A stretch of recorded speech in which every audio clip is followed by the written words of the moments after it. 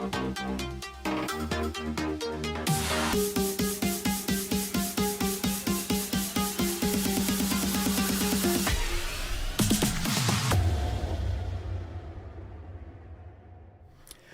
everybody, welcome to the show. We're going to start a little bit of a mini-series about branding your webcam. My name's John Lacey, and I want to talk to you today about the opportunity that I think a lot of people have that is maybe underdeveloped or underexplored. So we're going to talk about how you can bring the visual elements of your personal brand, of your business brand, and actually bring them inside of the dimensions of your webcam frame in virtual meetings. So if you're on Zoom or Microsoft Teams or Google Meet or practically anywhere at all, we want to sort of look at how you can show up to be maybe a little bit more professional when you're actually on screen. So that's today's topic. We're going to get stuck into that in just a second. We are going out to all the various places. So if you are watching live, say hi in the chat. I'd love to hear from you and where you're watching and what's up. I would have loved to have been live last week, but I kind of didn't have internet for 6 whole days, and it kind of drove me nuts. So I'm really happy to be back today. So I think, first of all, anybody that watches this show regularly probably has some sense of where I'm headed with all of this, and that is a feature called the virtual camera. And the virtual camera sort of lets us take whatever we want and put it inside the webcam frame, and then we can sort of share that with other applications. And I've just thrown the mouse off my table, so that's already a great start to the day. Let me just grab that and sort of ruin the green screen illusion. All right, so I'm going to eventually, and again, this is going to be a bit of a series, so we're probably not going to develop this too far today, but eventually I want to show you how you can do this in OBS Studio, because this is kind of my preferred software. It's free and open source and available for Windows, Mac OS, and Linux. And you can download this, you can get started, and we have this thing called the virtual camera. And once we hit that magical button, anything that we've got going on visually in OBS will be presented to whatever software you're using. All right, which I'm sure a lot of people in our audience already know and already have a sense of, but I really want to talk about the opportunity to show up a little bit more professionally.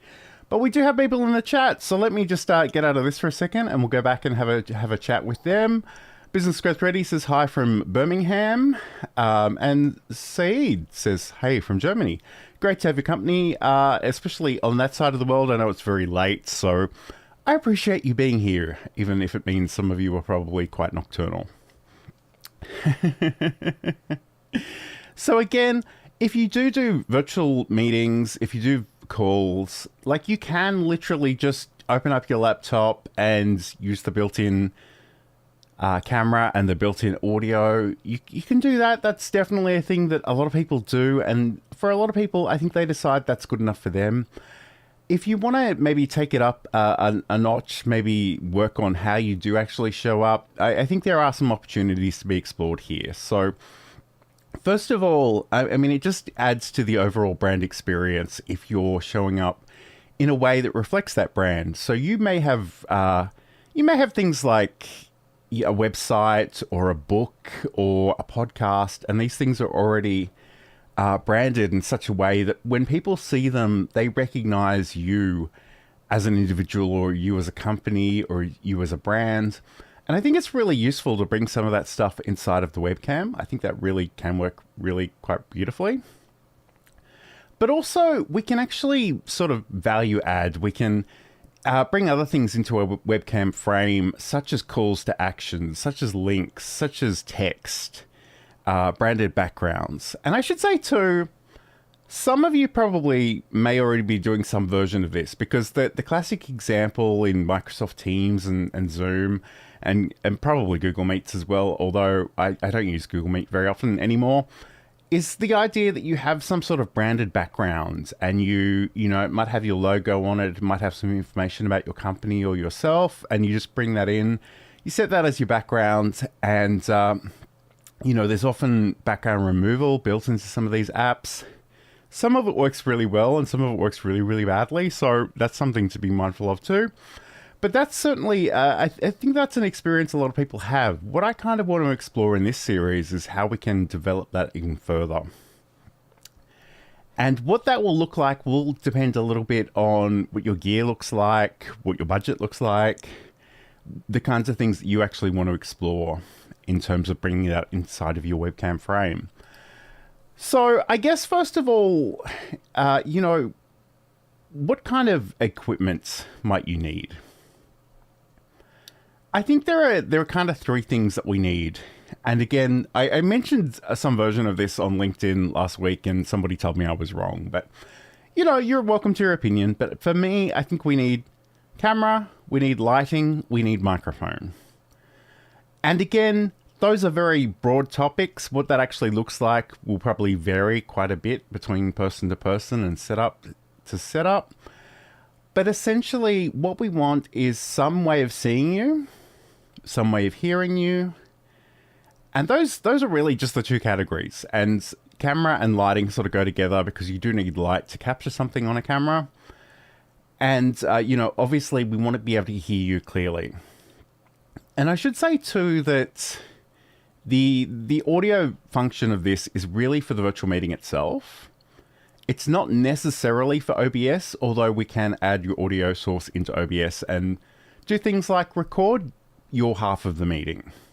And that can be quite a useful thing if you say something really insightful and you want to clip that out and share it with somebody else later on. I think Said's in the chat and he will testify to the fact that very few people actually watch an entire recorded meeting. And if you've ever been in a situation where you've recorded your meeting and you've put it somewhere with stats and you go back in 6 months' time and see that 0 people or maybe 1 person has looked at it, that's certainly a thing that happens. But maybe if there's one really key moment, maybe you can actually pull that out of a recording. But again, that's a little outside of the scope of today's subject, but we might get there eventually. Again, the reason I'm doing this live is I really want the input from the audience.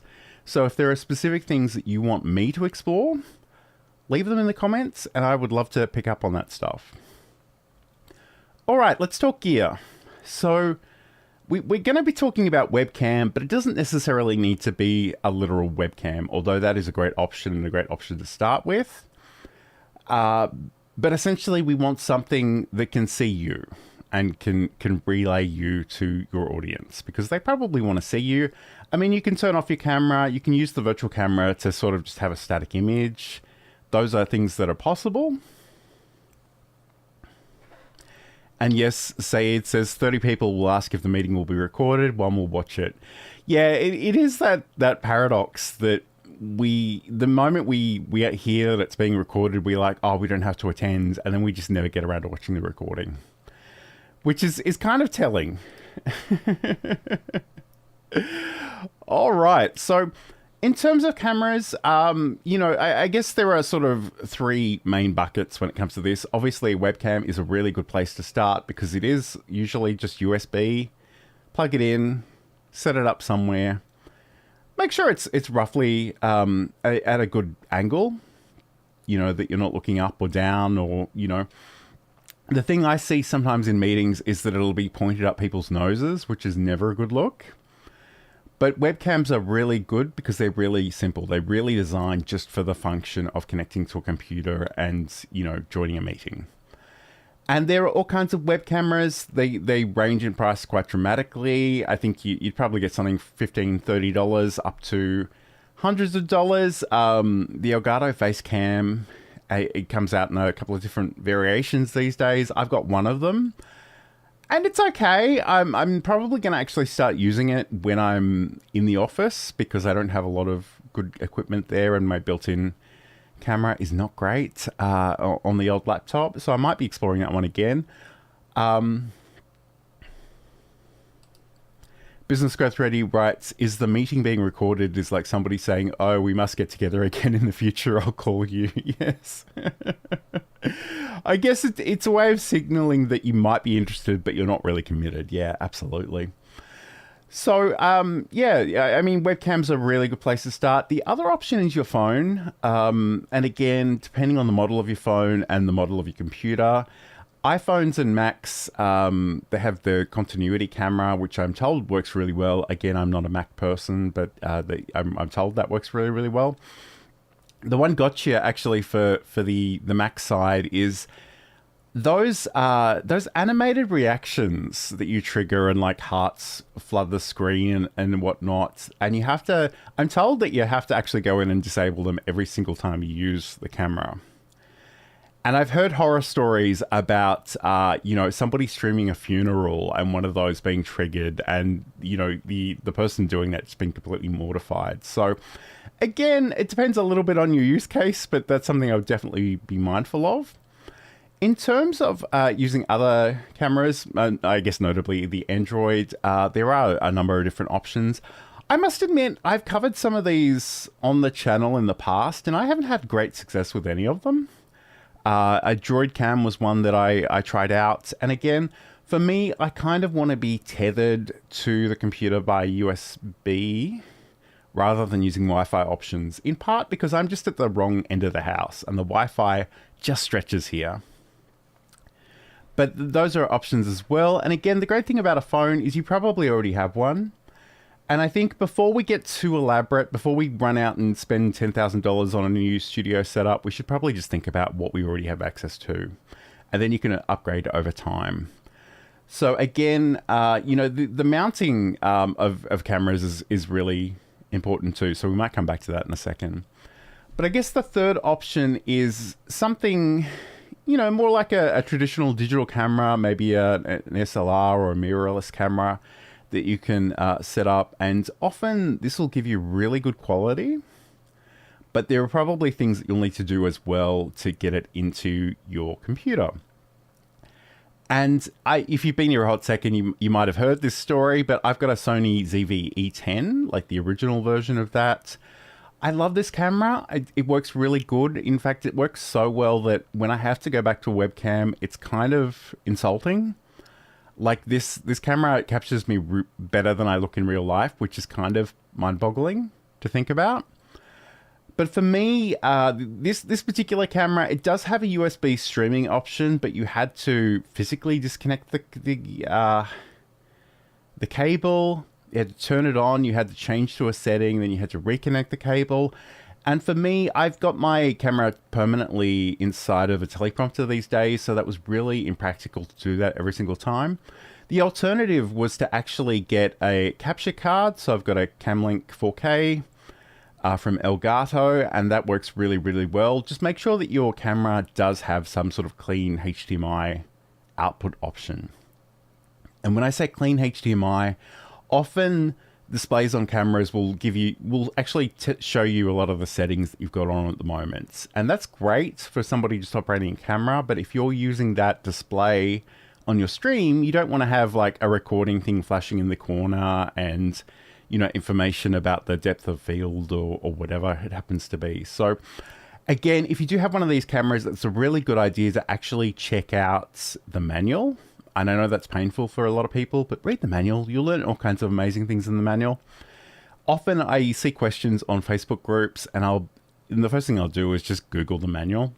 And I'll be like, look at page 11 of the manual. It answers your question.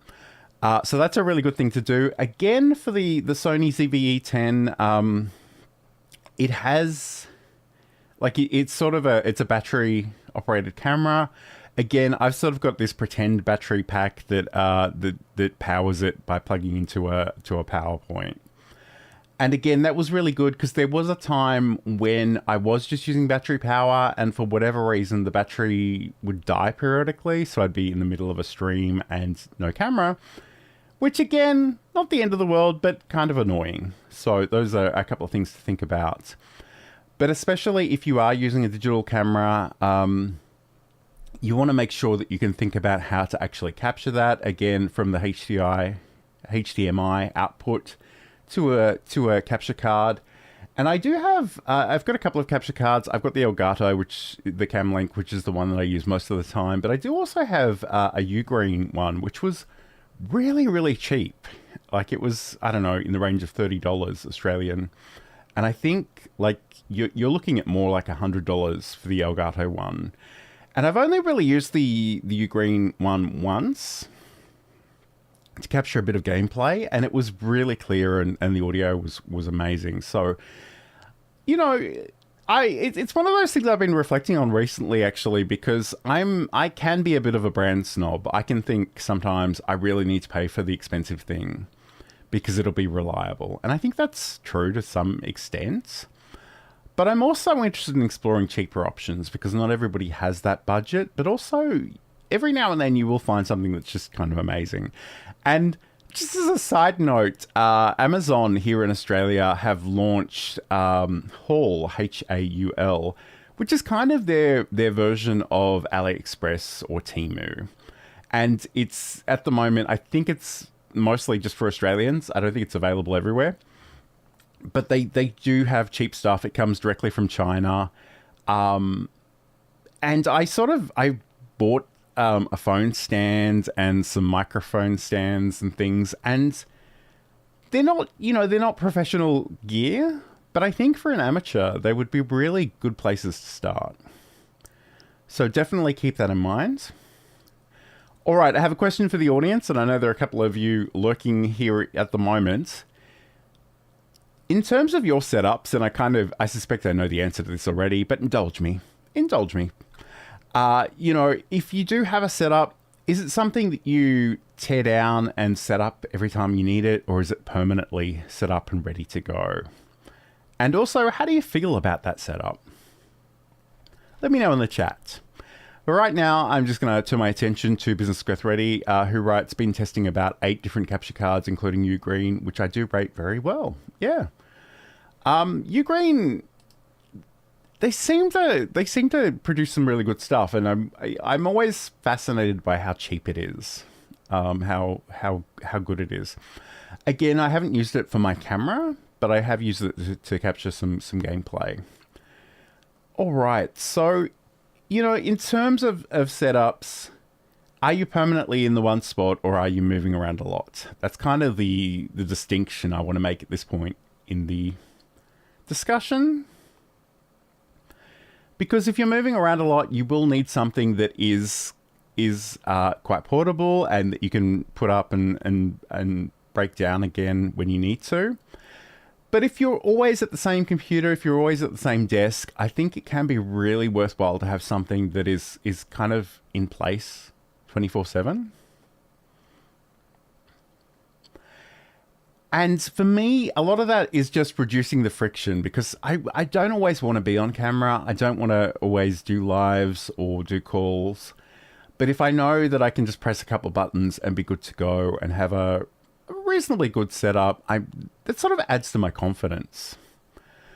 So Business Growth Ready writes 3.5 permanent setups. Yes. And you kind of have that Mac and PC together setup, which I find rather intriguing. And there was a point in my life, and I think I've outgrown this, but there was a point where I was sort of morbidly curious about the Mac side of things, and I was going to get a Mac Mini, and I bought a number of different hubs that could theoretically switch between computers really easily. One of them worked really well, and one of them really didn't work at all. And I think there was a problem with the monitor connections, and it was a whole thing.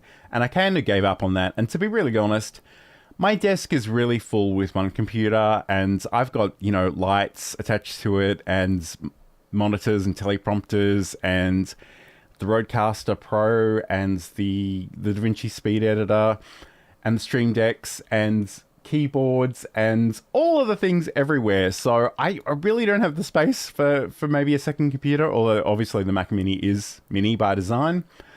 But it's really intriguing, and I think you probably should make some content about that just to explain it a little bit more, because it's really interesting.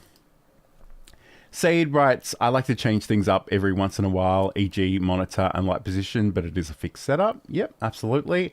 And Kneeling Warriors writes permanent setup. Yeah, I think that can be really good. And for me, I have to physically turn on the Sony ZV-E10, which is inside the teleprompter, and I hit a button on the Stream Deck to turn my lights on.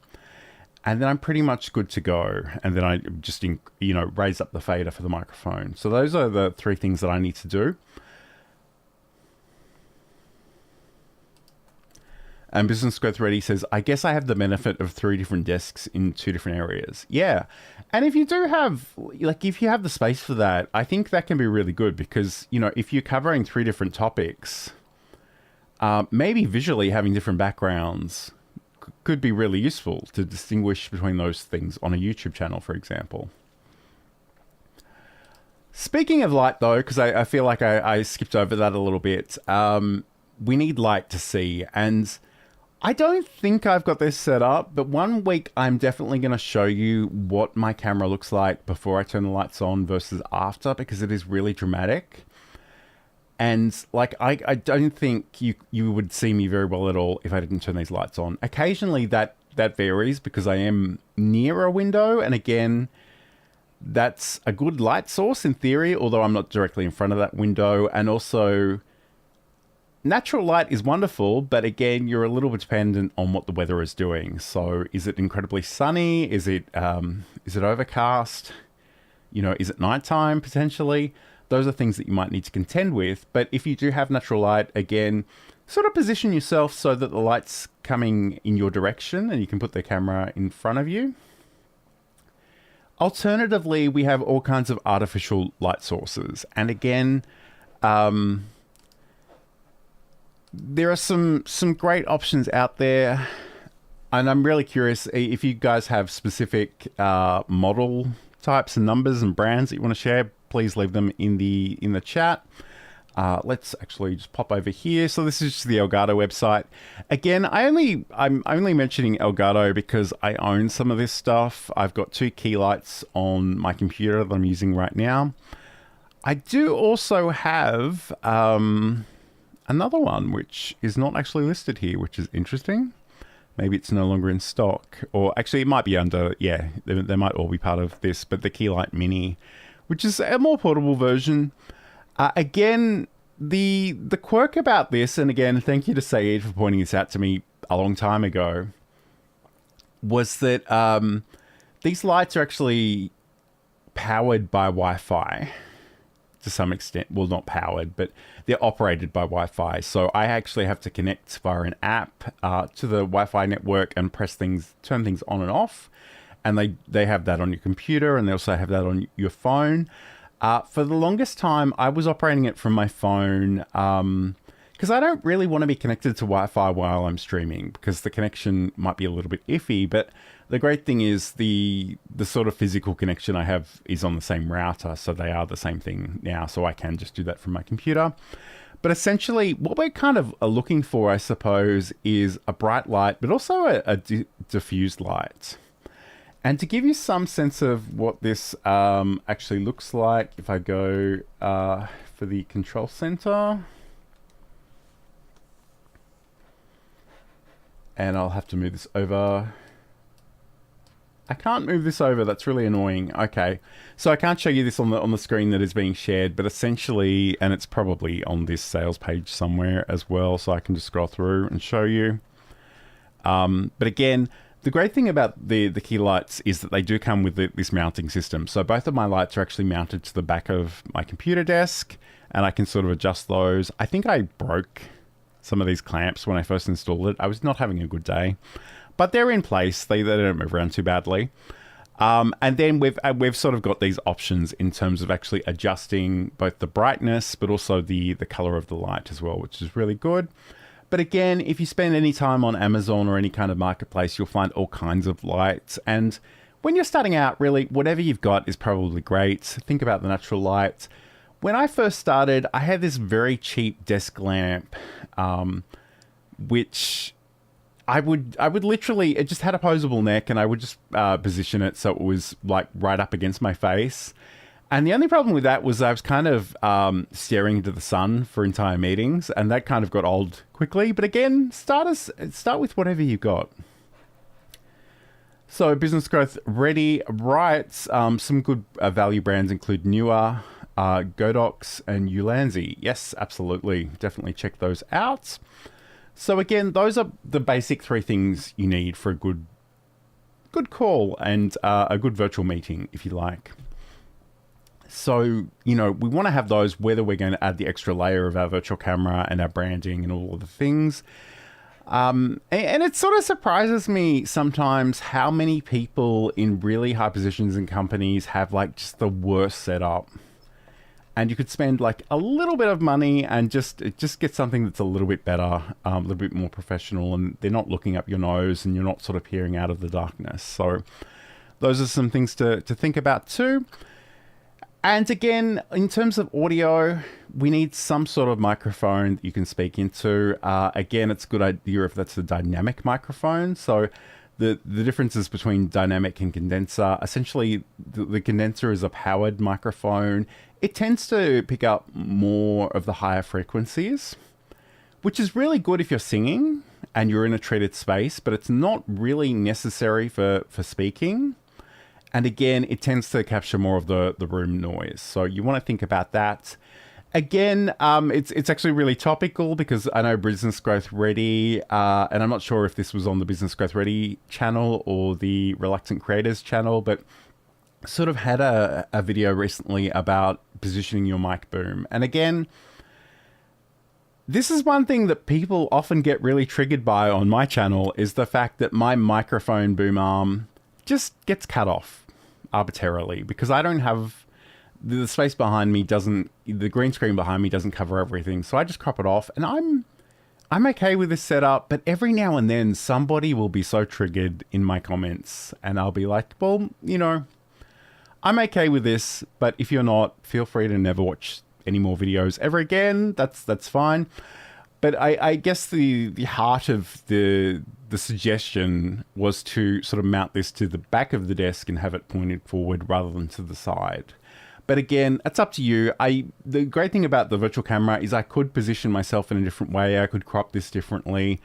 I could have some imagery maybe to the right of me to cover over the fact that this doesn't show the entire thing. But to be honest, I don't personally lose a lot of sleep over that. I know some people do, and you know, good luck to you, but I'm not gonna worry about that too much. So those are the three things I really want you to think about: lighting, camera, and audio. And again, you can do things with you know, more elaborate setups with XLR microphones into audio interfaces. Or you can just grab a USB microphone and plug it in and be good to go. Again, it's a good idea if you have the microphone relatively close to your mouth so people can hear you well. And, you know, that in itself is a really long topic, which I don't have time to cover today. But it's definitely worth playing around and exploring with. I have a Rode, it's quite a high profile microphone boom arm, and I mean that in the sense that it's tall on the desk, which I love because I can just push it away. I can sort of put my headphones on top of it when I'm not using them. It's really, really handy. But I do also have an Elgato sort of low profile mount, which is on another computer in another part of the house. I don't think the desk is really strong enough to support it properly, so that's a bit of an issue, and I probably need to replace that one. But you do have options. There are also sort of desktop stands, like, you know, just smaller microphone stands that you can put on your desk. Again, just make sure that it's close enough to your mouth that it's actually capturing you well, because the further away it is from you, the more it's going to capture the room sounds and the reflections of the walls and that kind of thing. So it's a really good idea to have it nice and close. But this is sort of the first installment of our Brand Your Webcam series. I've been thinking about this for a really long time, and I've been trying to sell this idea to business professionals on LinkedIn. And I say sell this idea, I don't mean for monetary exchange, but just to put it out there because I think it's really cool and I think the possibilities are kind of endless. And it's really not as difficult as I think a lot of people would have you believe. So we're going to think about that. But I guess today, I don't want to dwell too much on the OBS studio side of things, although we definitely will do that in a future session. And I kind of also want to extend this to other software because OBS is not the only thing to have a virtual camera. We also have things like Meld Studio, Streamlabs Desktop, which again is software that was based on OBS Studio originally and sort of changed in different ways. There is Ecamm as well. I don't have a Mac, so I can't personally show you what that looks like, but that's an option if you do have a Mac and you want to pay for that software, you can do that as well. But the idea is really about putting a few assets together, you know, thinking about how they relate to your brands and how you can really showcase that in meetings. And again, just really quickly, this is the obsproject.com website, which is where OBS Studio lives. All you really need to do is add your camera here, and then you can add images, you can add text in different fonts. We can add calls to action. So it could be, you know, if you're interested in booking another call, if you want to download my PDF, my ebook, if you want to sign up to my next training session, we can think about how we can incorporate that stuff inside of here. And also we can sort of toggle the visibility of these things on and off, so they don't necessarily need to be permanently on screen. You can bring them up when it makes sense to do so. And again, if you're really curious about this, you can definitely go into the archives and check out some previous shows that we've done. But again, I don't want to start here today. We'll come back to that. But let's just go back over here and let me press this magical button. Don't forget to... and what do you know, that magical button is not working. So let me just try something really quickly in the background, because I don't know why that does that, but I'm just going to really quickly turn that on manually. There we go. And hopefully the next time I need that, I can just press the button on the Stream Deck and go like and subscribe. So there is all kinds of channel videos on the channel if you are interested in that, and we will get there probably even as early as next week. But I kind of want to take a step back and think about what your brand is and how you might want to bring it together, and collate some of the assets. Think about the colors, the fonts that you're using, and really think about how we can use those, because there are endless combinations that you can bring these things in together. So again, if you already have an existing brand, if you already have assets, you may have a brand's book or a branding guide that you can refer to. If you don't, you probably are starting from scratch, and this is your opportunity to explore a little bit. And I'm going to bring you into Affinity Designer version 2 in just a second, but before we get there, OBS Growth writes, OBS 32 coming out soon. Looking at the beta, it's going to have some great new toys. Yeah, absolutely. And I am really intrigued by the plugin manager. I've been using sort of the Streamer plugin manager for the longest time, and it doesn't have every plugin under the sun, but it does have quite a few, and it is really quite useful to know when something has been updated. So that's something to keep in mind as well. And I know there are many other options in there as well. I probably won't play with the beta. I'll probably wait until a proper release comes out, but certainly let me know if there are any exciting things that come out of that exploration. So let's pop over to Affinity Designer version 2. This is a piece of software I like using because I could buy it outright for a couple of... I don't even think it was a couple of $100. I think it was 130 Australian dollars for the suite for me, which I really like. But again, it doesn't really matter for our purposes. Whatever software, whatever graphic software you have and want to play with is totally fine. You can do stuff in Microsoft PowerPoint. You can use Canva, Photoshop, Illustrator, whatever you've got. It doesn't really matter too much for our purposes. But what we want to do is think about what our brand actually looks like or will look like. And again, depending on whether you're doing this for yourself or, for you as a personal brand or you as a professional brand or a company, and whether you've got existing resources or whether you're starting from scratch, this might look a little bit different. But kind of, I think what I really want to do today is think about, first of all, if you've got anything, bring it in, because that will be really, really useful. But we want to think about colors. We want to think about fonts.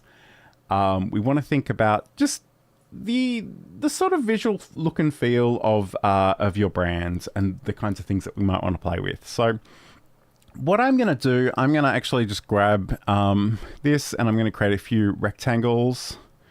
In fact, what I'll do, rather than create a few rectangles, I'm going to a few squares. I'm assuming they're squares. Yep, 215 by 215. I'm just going to copy and paste a few versions of this, because what we really want to do is we want to think about the colors that we're working with here. So it's sort of a light gray. I know it's not super clear, but we're going to change that in a second anyway. Let's align those two Again, doesn't really matter, but it's just something I want to do right now.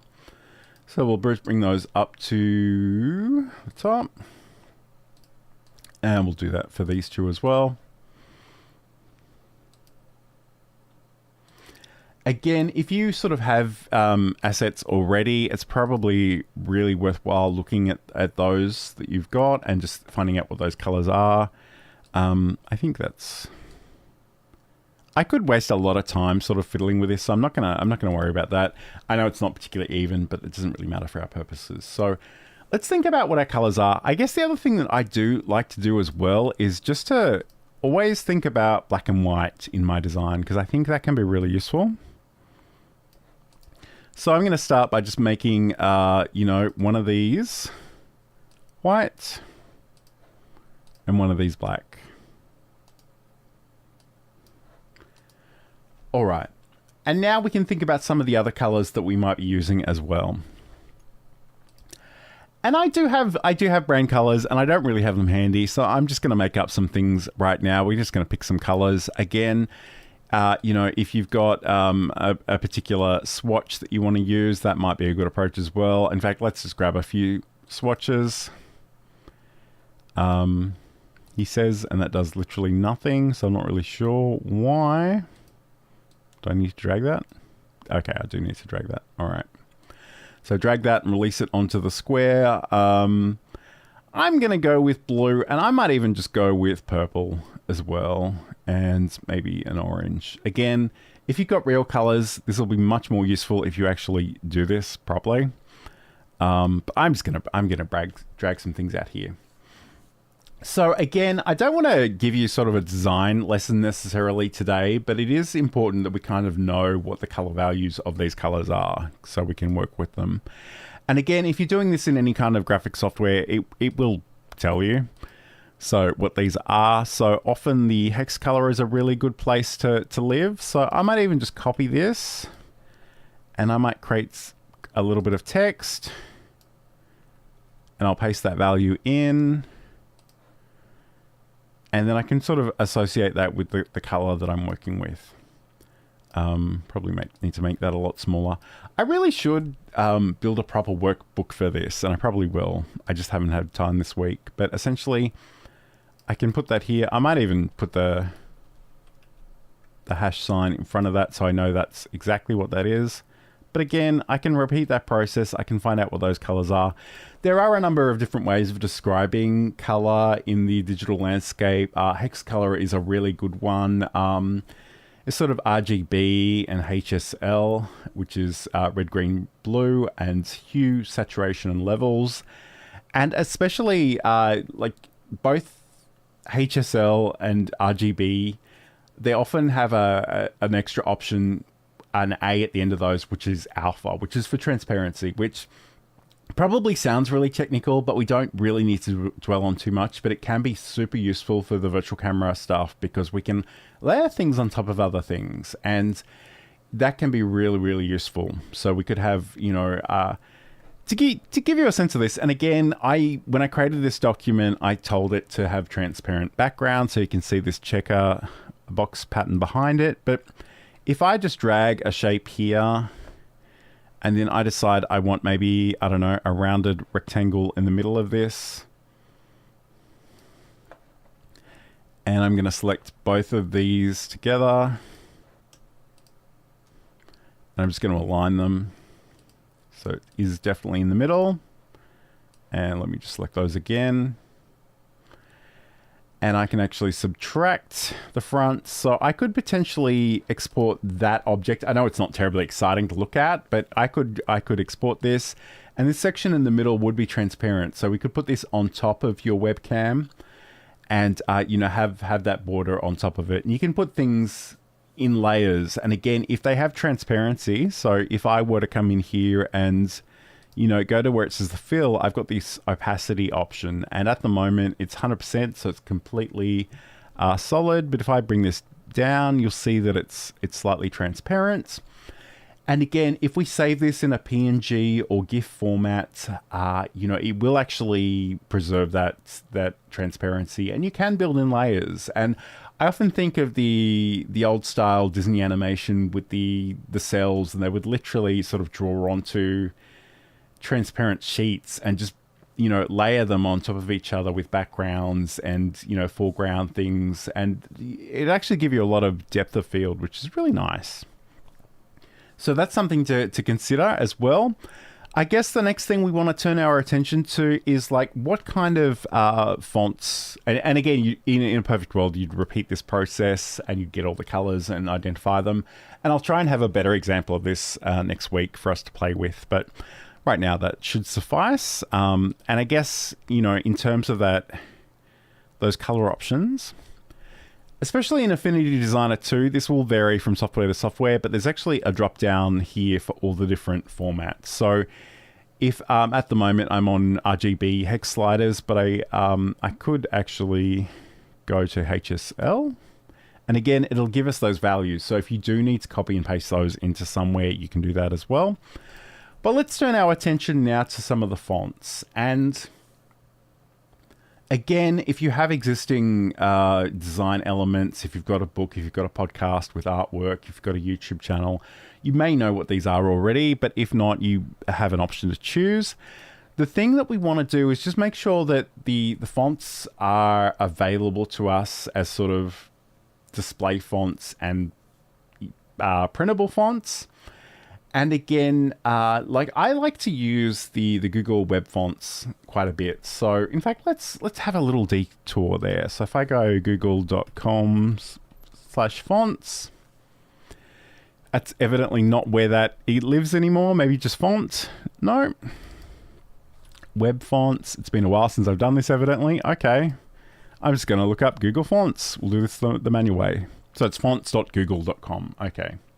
Cool. So here we do have a whole bunch of fonts that we can look at. We want to think about readability as well. But essentially, if you had a brand, Alpaca Rules. Okay. That's me in the wrong text box. That's actually the search if you want to search for a specific one. If I type it over here, Alpaca Rules, we'll see that we have a whole bunch of different options here. We've got Roboto. We've got StoryScript, which is nice.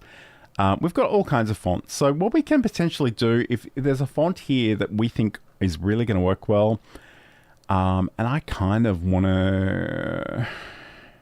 I'm going to go to this one here. So what we can do is, if we wanted to, we could actually get this font. So there's a button here that says Get Fonts. It'll give you a few different options, and there are instructions on how you can use this. But essentially, if we go Download All, it's going to let us download this file. We can have a look at this zip file. It'll have our font files in here. What we can do, if I go to the Start menu and I search for the word fonts, I'll drag this over where you can actually see it.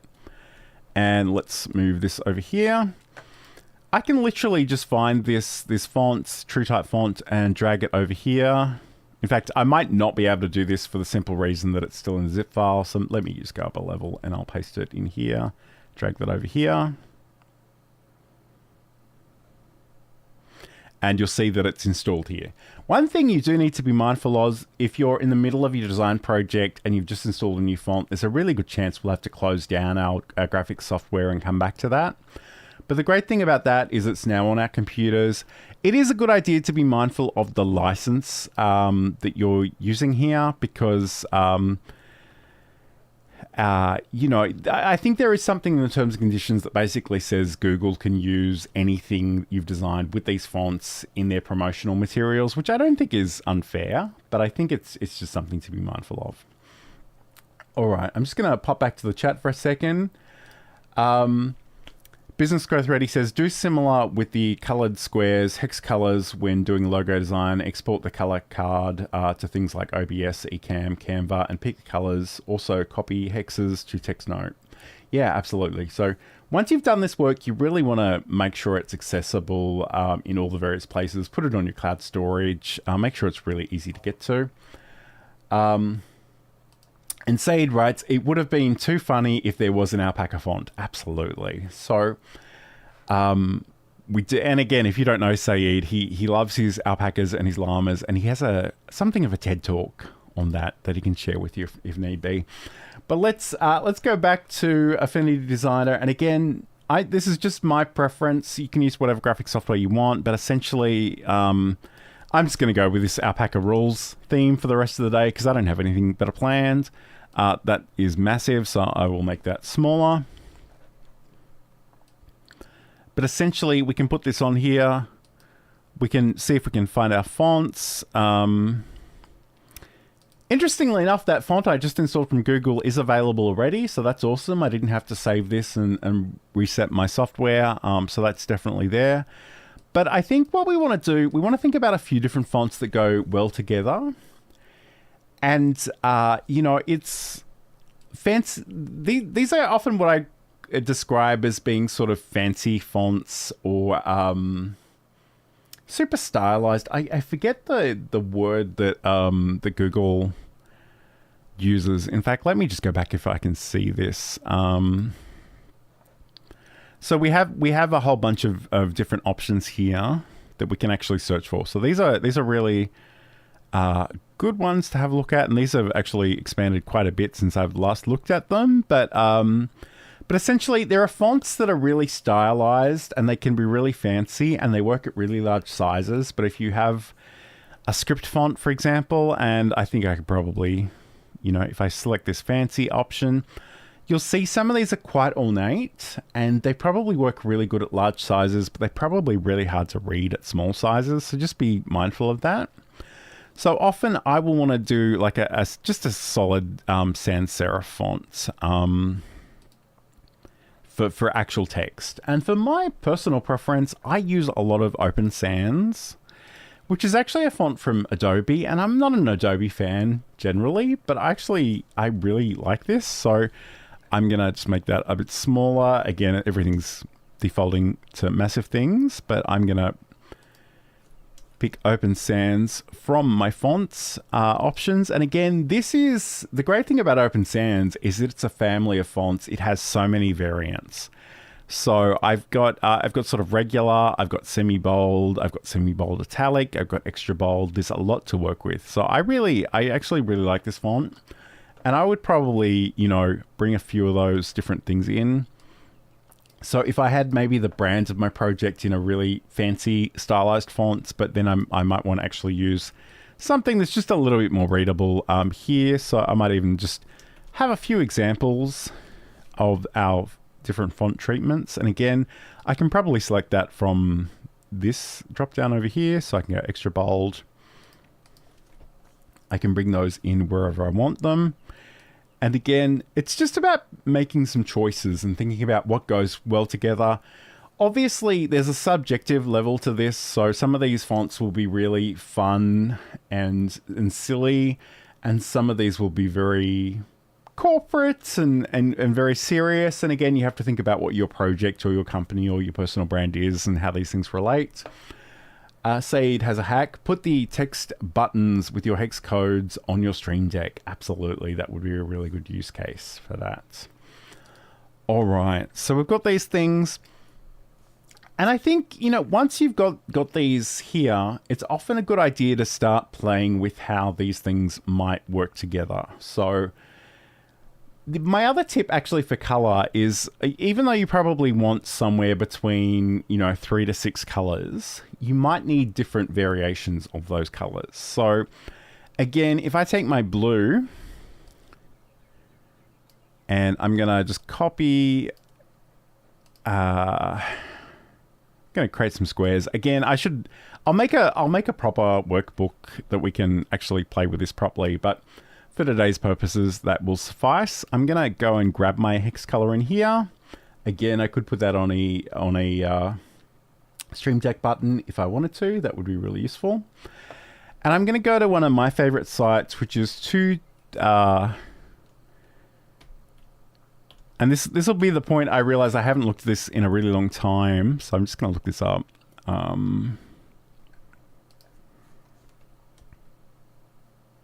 Okay, I think that's it.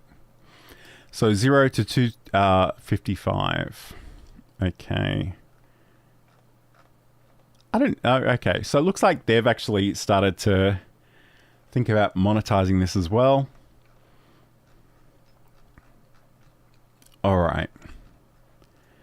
But what we can do is we can try it for free. We can paste in our hex color here. And what we will do is we have lightness and darkness. So this is our original color, which I'm not going to read the hex code for that, but we've got lighter versions and we've got darker versions.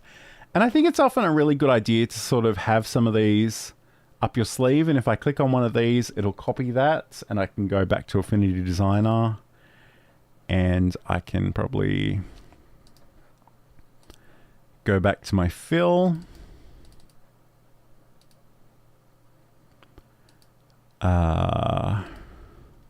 And just paste that in there and hit enter and you'll see that's the lighter version. And again, at the same time, I probably want to actually grab that color and reference it. And again, it's up to you how you want to do this stuff, but I probably want to go and get a darker version of that as well. And that'll give you some options if you do need more or less contrast, that we have some variations, because those colors will work really well with each other because they are sort of just lighter and darker versions. And again, I think in previous streams, I've done entire things on like color theory, but again, we don't really have time to get into that today, but we can certainly bring that in and we can choose those colors. And at that point, I think this is where I'd probably start playing around with these colors and think about, you know, how I might want to use them. So some of these might be background, some of these might be foreground images. It could be that I'm designing a banner or a lower third, and I can sort of play with those and see how they work together. And in some ways, the important thing here is just that we've got the building blocks of what we want to bring into our stream. So again, this is very loosey-goosey. You'd probably, once you've made some choices here, you'd probably want to do something a little bit more professional. I'm just going to I'll just bring this onto a different screen so I can find some things really quickly, hopefully. And again, if you've got logos, if you've got podcast artwork, video artwork, if you've got book artwork, again, it's a really good idea just to drag this into here so we can see what it looks like and how these things relate to each other. So,